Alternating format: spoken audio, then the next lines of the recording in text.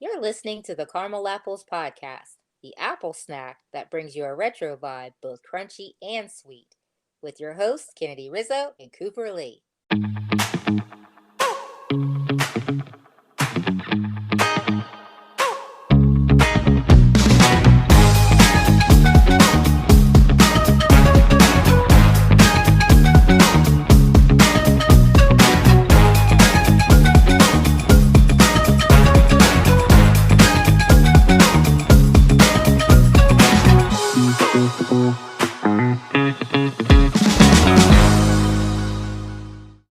It's always interesting that, no matter what generation one finds themselves or what decades we're most graced with, with our presence, there's always a draw to another time. Yeah. And here on the Caramel Apples podcast, everyone knows we are all about the 70s and the 80s. Oh, yeah. But, a look back at that time in particular, we see there was a fascination with a couple decades in particular as well. Hmm. Let's dive in and see what decades seem to appeal there as well. That sounds good. That sounds real good. So, hey, Kennard, Yeah. what would you say is your favorite time period? Anytime other than now. I'm just kidding. Oh, yeah. I mean, seriously, though, I think being able to look back in time is so refreshing because there just seemed to be more of an innocence and more exploration. Yeah. We love movies and stuff. So, like there's a couple of really old movies that we like to go back and were they in the 17th, 18th century? Yeah. Yeah. Mm-hmm. With the long dresses, the top hats, and the coats, and the horses. Like, that's fascinating time.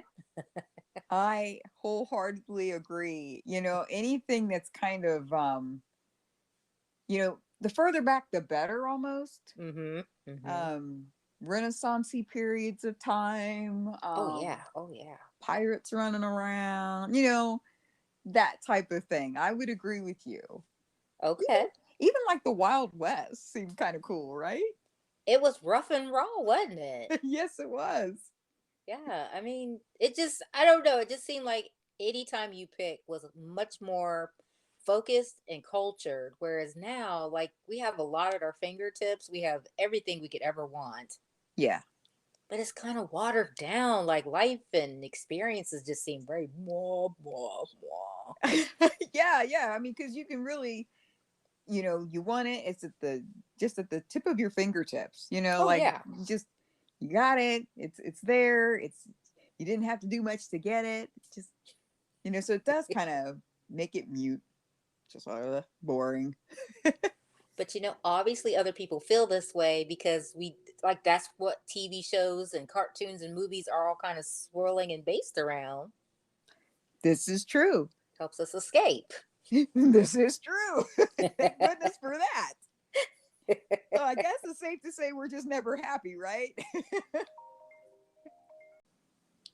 And no, we're never happy. But you know what? It wouldn't be any fun if we weren't stinky about everything. Do caramel apples get stinky? Yes, they can. Absolutely. But we think about flashing back to other time periods and stuff, it's peppered everywhere from TV series that we mentioned a moment ago, movies as well, and then you got songs and music videos. Um, so, let's talk about a couple of these. I mean, we have an array of things we can discuss. So let's jump in. Okay, yeah, let's do that. One of those that comes to mind, like one of the first things I can think of that seemed to be a fascination for the 70s and 80s people was I'll say this was a heavy hitter, was Happy Days. That first aired on the ABC network from January 15th, 1974, all the way to July 19th, 1984. So we had a 10-year span. Wow. Yeah, and with a total of 255 half-hour episodes, that equaled 11 seasons. Mm, So Sweet Vision of Life in the 1950s and early 60s, but you can definitely tell they were into it. Like this was their go-to period of time. it really was. In the 80s you talking about? Yes. It Yes. was. So anywhere from a bit part to like a full-blown feature film, it's safe to say these years were romanced all throughout pop culture up in the 80s. Right, right. Yeah. And another awesome, I think they were an 80s group, maybe late 80s, but Pet Shop Boys. Yes, like them. Oh, they're awesome. We need to do a show about them, but anyway. I know. Let's do it. If I'm not mistaken, I think the album cover for the Pet Shop Boys single, What Have I Done to Deserve This, um, Mm. had them in a greaser look, and like with the hair slicked back and everything, and the fitted pants, they were a little high. Yeah. Dusty Springfield, that's who they did the duet with. She was in black and white picture from like her early part of her career. Which would have been at that time. That's right, the late 50s, Yeah. rolling on into the 60s, and not only did they get the aesthetics right of how their video, the album cover, and all that looked, but the sound, it brought that 60s sound to their actual jam. Yes, I remember that when she was singing in the background, or Yeah, like her duet side of things with them. Yeah, it sounded like that. Oh wow, that's a good one. that's a good song. It is a good song. And I know Coop's always giving everybody fun facts, but fun facts like you guys care, but I'm gonna tell you anyway. But I actually have that CD in the car right now. Yay! Old school CD. We'll take it all day. Pet Shop Yeah. Boys? Yes. You can't just talk the talk, you gotta walk the walk. Absolutely. Okay, so then you think about another song. Another iconic singer songwriter was Billy Joel. Yes, And yes. remember that song he did? It's The Longest Time from 1983. I do remember that one. Yeah. And this song, I think it would be considered next to a cappella type sound. Mm-hmm. Mm-hmm. And, it contained only one actual instrument. I think it was like a bass guitar or something. Okay. Okay. Yeah. So everything else is just voice, finger snaps, and claps. I can hear it now because when it says for the longest time, he's like, hi. Yes, yes. Because when you hear these songs, it's like you're onto something when you hear a song like that and you literally think it is from that time period. Like I would have never really associated that with being Billy Joel until you grow up and oh, Billy Joel sang that song. Right. Whereas if you would Right. have just heard it on the radio as a kid, you would have just thought you were hearing a flashback song from your parents, sometime that they listened to. Yeah. Yeah. That's And was crazy. wasn't that considered doo wop? You know what? I think I did read something about how Billy Joel, he did this song as a tribute to that. Yeah, Oh, because okay. he was a fan of the 50s. There you go. Yes. Yes. So Wow. the song began, however, as a classical piano piece, which is kind of interesting that it warped into what it became. Mm-hmm. Mm-hmm. So yeah, I think that's a good one too. And what about, since we're talking about Billy Joel, remember he also did another one and might have been around the same time period, which, if you struck gold, you kind of stick in that same place, mining as much as you can. Uptown Girl. Do you remember that one? Uptown Girl. Yeah. Yeah, that was 1983, wasn't it? Or I around think about it that time. was. I think Yeah. it was. Do you remember the video? Now that I don't remember. Okay. Well, I actually do. Um, it was a mix of like, the whole 50s era, but it had some 80s cheese layered into it. Hey, it's not complete without the cheese. Oh my goodness, yes. So they were dancing around in like uh mechanic shop, and then you've got these cheesy street dancers that come along. I mean, so you got the guys in the mechanics outfits looking like, the 50s, and then you got the 80s cheese dancers coming up, popping and locking. It's like, okay. So really though, group, what you were just describing, I instantly thought of West Side Story. And that was back in that time period as well. Yeah. See, and that's the cool thing because, like you said, a little bit of 80s cheese, everybody will take some. That's fine. And did you know, this is a fun fact, that his ex wife, Christy Brinkley, was not yet his wife at the time, but she was featured in that video. That was his crush. That's the one he wanted. Really? Yep, she was the uptown girl. That's funny because I think that was around the same time that when she in National Lampoons. I think so. So she was, if that was around the same era, she wasn't yet his wife then either. Right? Okay. That's cool. That's crazy cool. Yeah.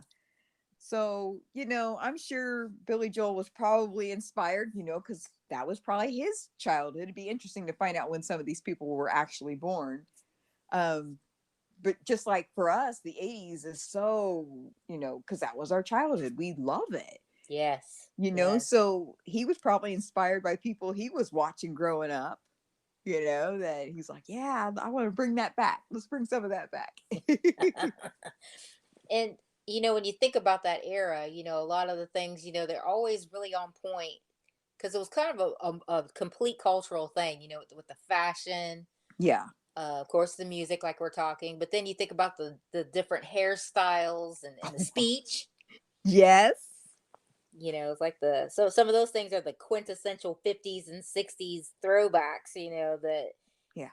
helps without even trying too hard when you're watching something or you're listening to something. You're like, oh yeah, that's what this is. Yeah. And that's what's crazy about it too, because, some of those hairstyles I did not realize they had names. Oh, really? I didn't Yeah. either. Yeah. And it's funny because they looked all the same, but like, I think there was one called like the jelly roll, the rockabilly. um, so, and that was for guys. And, don't forget the ducktail, you know, remember the ducktail? I But that's do. not to be confused with the 80s cartoon of the same name, but different spelling, of course. Remember the DuckTales. ducktail? That's another one of our favorite little brothers. He did watch them, did he? He did. But what's crazy, like with this, this 80s thing, you were talking about the hairstyles, now I'm thinking about the outsiders. Ah, yes. And I think they nailed that time period within the confines of that movie as well. They did. They Hmm. really did. Yes, the leather jackets, the white t-shirts, the cuff jeans. Yeah, that's a good Yes. one. That's a good one. And do Yeah. you remember in our favorite Karate Kid, I think we both agree was the second one when they went to Japan? Yes. And do you remember when he was over there, him and um what was her name? Kukumo? Kumiko. Kumiko. And they went over there and he was there and they went to this dance. I don't remember if it was actually a nightclub that was always like this or if it was just a specific dance themed this way. But it was also they played Rock Around the Clock, which you know was I think from around 55, somewhere in the 50s. But they Oh. had pictures of Elvis and Jimmy Dean, and they were running around in poodle skirts and the Kremlin slips. They just, Ah. yeah, Yeah. That takes you that's very happy days. it was. And we already spoke about happy days. That's hilarious. Now, do you remember Ricky Lake? Yes, yes. And remember how she did that one movie, Hairspray, back in '88? Again, another one that was featured the 80, sorry, it was in '88. Oopsie. But it was featuring early '60s as well. Yes, yes. So it's just amazing how we're going through, you start thinking about how there's all these representations, and it was something they just loved it at that time. That's right. And then okay, so we know Coop is a hardcore fan of an iconic actor. Who's had some struggles over the last few years, but anyway, she's still a fan. But that's Johnny Depp. So taking it back to the old days, the movie "What There" is your one of your favorites, Coop. The Crybaby. Cry Baby, yeah. Yes, yes. Again, 1950s. Mm-hmm. Mm-hmm. So if it sells, they're going to keep, pumping this stuff out. So Hollywood obviously picked up on the vibe that they were picking up from the people outside of Hollywood, I would say. Yeah. And then what is like one of the most iconic greaser type movies Mm. going? You know what? I would have to say, I think I know where you're going with this because one of our best friends, this was her favorite. Yep, she's right. And it's hilarious because everything about her life would scream opposite. But this is her favorite movie. And it was, I think, Grease. Yes, it was. The very first Grease. I don't remember. Do you remember if she liked Grease 2 as well? I don't She remember her. probably watched it, but Grease 1, the first one installment was her jam. Yes, yes. Yeah, I Um mean, we could tell you so many stories about each and every one of the members of our official girl squad, but we'll save that for another time.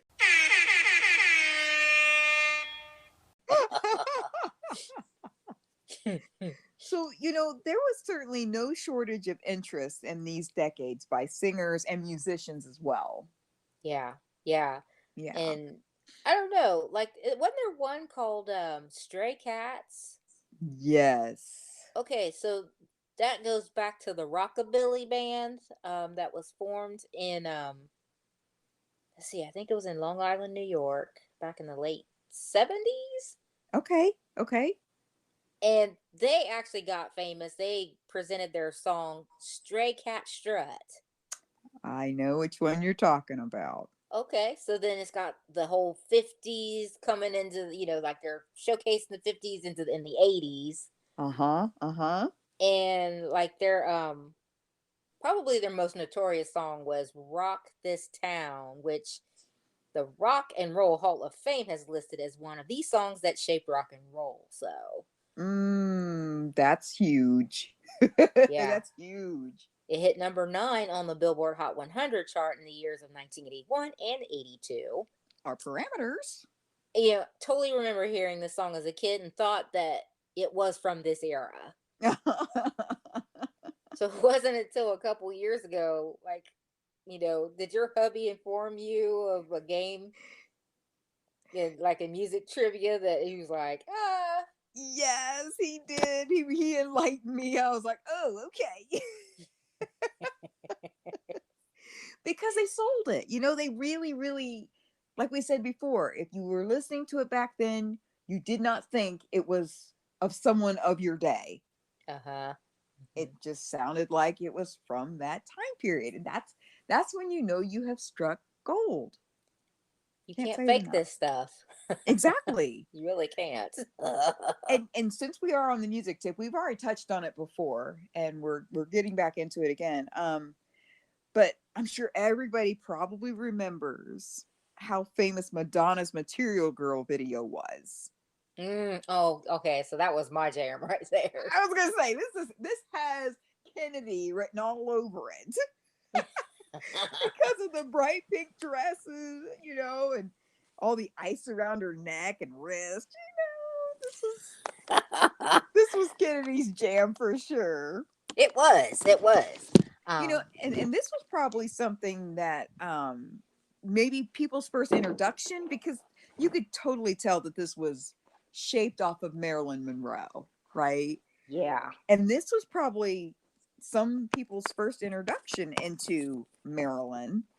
And this was this video was actually based off of a performance that she did in a movie called Diamonds Are a Girl's Best Friend, which is from 1953. Yeah, and that movie was called Guys Prefer Blondes. Oh, okay. Yes, yes. Yeah. Well, you can't go wrong with Madonna. Come on now.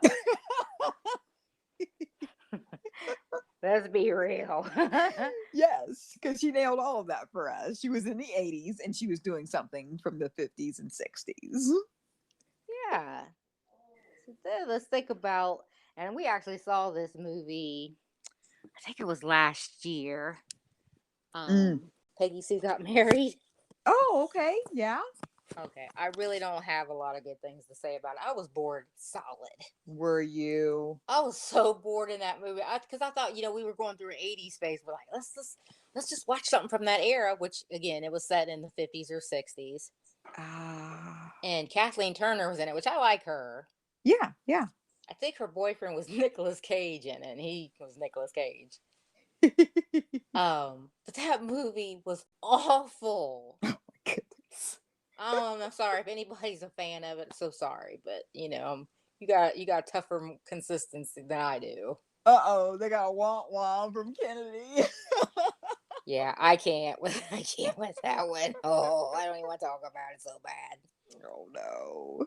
That's the worst too. Like you say, when you're feeling something, you're all in the mood, and then you see something, it's a letdown. Yeah, Like those are seconds I can't get back. you said it. But one I did like was actually with La Bamba with what's his name? Lou Diamond Phillips Yes, that's from a good one. 1980. Yeah, 1987. Like he had that hairdo. Yes, he did. Yeah, that was a pretty good one. I think we actually saw that one on VHS. Yes, yes. I do remember Mom really liked that one as well. Yeah, she probably had a crush on him. She probably thought, "Oh, Richie Valens is cute," because our mama snuck in her eye candy when she'd watch her movies and stuff.